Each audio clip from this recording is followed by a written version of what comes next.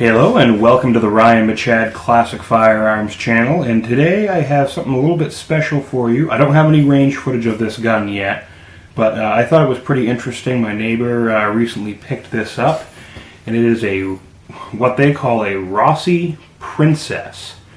Now, from what I understand, this gun is a copy of a Smith & Wesson Ladysmith from the either 20s or 30s. From the research I found on it, and there isn't much information on these guns, these were built on the as a copy of the M frame. I guess Smith & Wesson made a smaller M frame back in the 30s and stuff. And this one is chambered in .22 long rifle.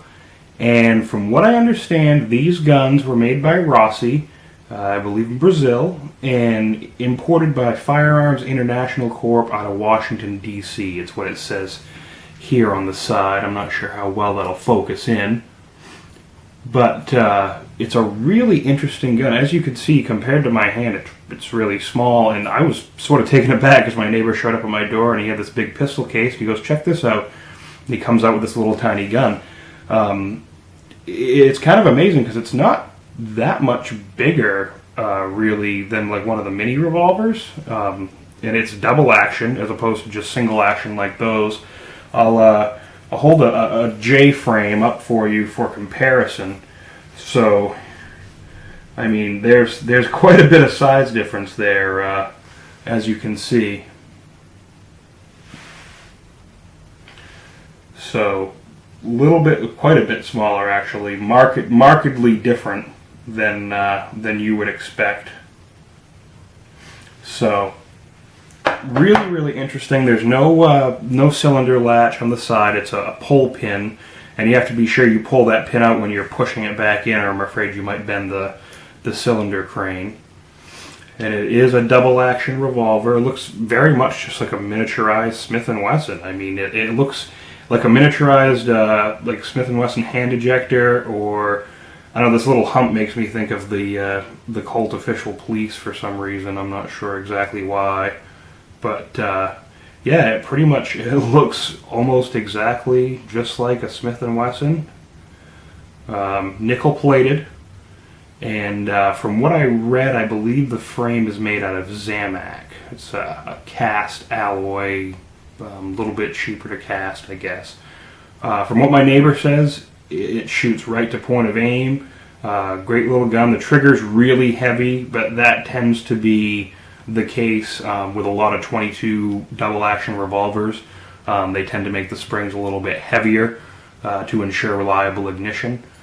Really interesting gun. From what I understand, these were imported into the United States from, I think they started making them, the production run from what I read was like late 50s until 1980, and but the problem was the 1968 Gun Control Act prevented the importation of these guns. I guess they didn't meet the points requirement that was set forth by the Gun Control Act of 1968. So I've personally never ever seen one of these guns anywhere. This is the first one I've seen, let alone handle. I'd never even heard of them. So I thought it was just a really interesting piece. I know there's one other video on YouTube that I've seen. I believe Ryan Ham did that. So I just thought it would be interesting to bring this to you guys and show it to you, and really love to see a Ladysmith Smith & Wesson one that they made, and see if it actually was this size, or if this is just something that Rossi did, made a little bit smaller gun. So hopefully sometime in the near future I will have a range review of this gun. This will be really interesting to see how she shoots, because the springs are pretty stiff. I mean, it's the double action pull is pretty hefty.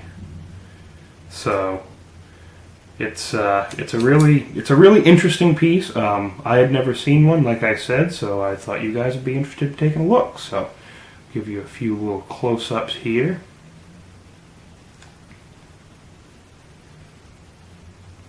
I do notice there is some flame cutting there. This probably is a fairly old gun, considering it wasn't imported after 1968. So that is the Rossi Princess, or they call it, I believe, the Model 13. I don't think Rossi ever used the terminology Princess. And from what I understand, Rossi also made a 2-inch barreled version that's called the Model 25. So if you get a chance to check one of these out, make sure you do. Thanks for watching.